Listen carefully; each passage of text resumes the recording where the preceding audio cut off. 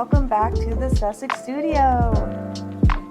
Today, we're tackling a pervasive and harmful stereotype, the angry black woman trope. This media weapon has been used for decades to silence and diminish black women in the public eye.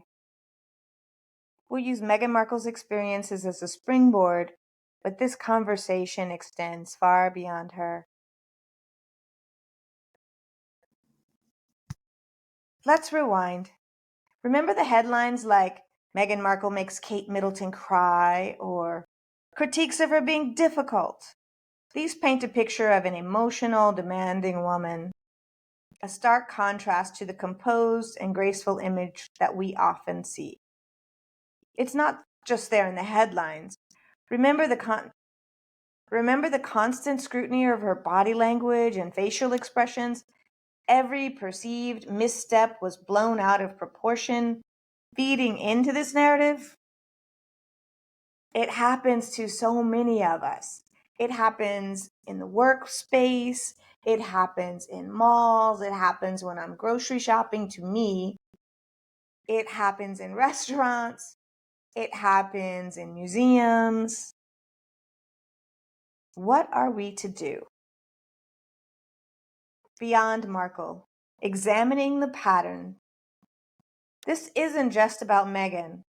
We see this trope weaponized constantly. Consider Serena Williams being labeled hysterical after a US Open match, or Michelle Obama facing accusations of being an uppity. You can fill in the blank. This pattern is clear. Women of Black ancestry expressing emotions, asserting themselves, are demeaned and deemed as difficult or angry. If you haven't seen the Angel Reese podcast that we did, take a look in our vault and you can see how that same media narrative was used to shut her down or to try and shut her down. Legal scholar Kimberly Crenshaw, shout out to Kimberly Crenshaw, shout out to Kimberly Crenshaw's mom.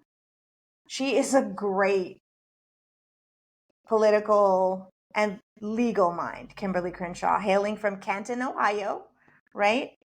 She coined this term, intersectionality, that you see everywhere. Yeah, she did that too, to describe how race and gender interact, to describe how race and gender intersect, creating unique challenges for Black women. We face a double bind, expected to be passive and silent, yet deemed to be angry for expressing ourselves. So let's talk about this trope with Black scholars. Dr. Angela Davis, a prominent activist, reminds us that Black women have a long history of fighting for justice. This angry Black woman trope aims to silence their powerful voices. Historian Isabel Wilkerson emphasizes how this stereotype has roots in slavery, where Black women were denied their humanity and portrayed as aggressive. Google almost anyone. You can YouTube almost any Black female person and see the same trope being applied to them. Journalist Roxane Gay has written extendedly about the pressure on Black women to conform to unrealistic expectations. She's written on the pressure to conform to some narrow confines. And when you try and fit yourself into some narrow confines, you lose that part of yourself that is your best self. You chip away, you carve away at that thing and those things about yourself that you love. And pretty soon you're no longer yourself. And pretty soon you're having mental health challenges. I can't tell you how many countless people that I see who've tried to conform, who experience this same kind of mental health challenge in my work every day. We can't be angry, but we also can't be happy or carefree. It's a constant tightrope. That tightrope between dangerous and ghetto. We're now.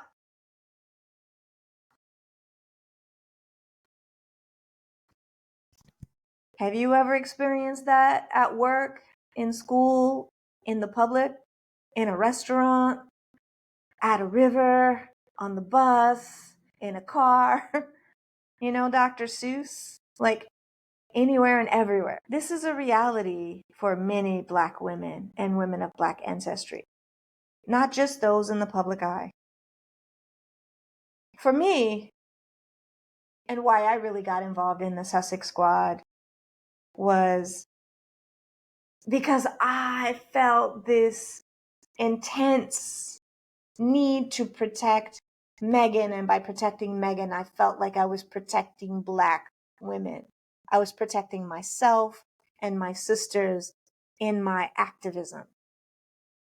When I saw Meghan show up and be vilified for avocados, it touched my heart, and it reminded me of some of the things that I've had to deal with often. And so for me, that's why I became part of the squad before I even know what the squad was. And then I happened upon a podcast when I was Googling something about Meghan, and it fed my soul. Those ladies went in on the press in the same way that I was doing. But then at that point, I felt this sense of community and kinship. And I returned over and over on Saturdays to see what are they doing. I joined the fundraisers. I tweeted. I was in the comment section. I thought about starting a podcast. I thought about trying to join them on a live. My anxiety kept me from doing that. But I was completely engaged from that point. The Sussex Squad is more than just support for Meghan. It's a community for Black women and women of color.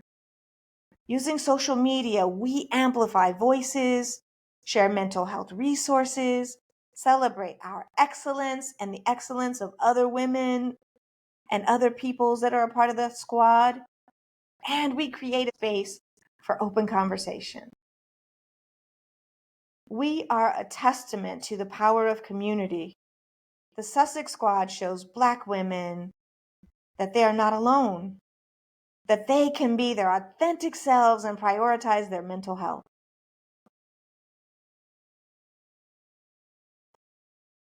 The most disrespected person in America is the Black woman. The most unprotected person in America is the Black woman. The most neglected person in America is the Black woman. And as Muslims, the Honorable Elijah Muhammad teaches us to respect our women and to protect our women. So let me just say, I really enjoyed today's podcast. And before I go, I want to offer you some resources that can help if you or someone that you know is dealing with mental health challenges. So there's always NAMI, NAMI, the National Alliance on Mental Illness. Their website is www.nami.org/home. The next one is the Boris Lawrence Henson Foundation. They offer resources for people of color. Their website is www.boris, BORIS, Henson, HENSON, Foundation, FOUNDATION.org. And the final one is the Loveland Foundation. They offer therapy for Black women and girls.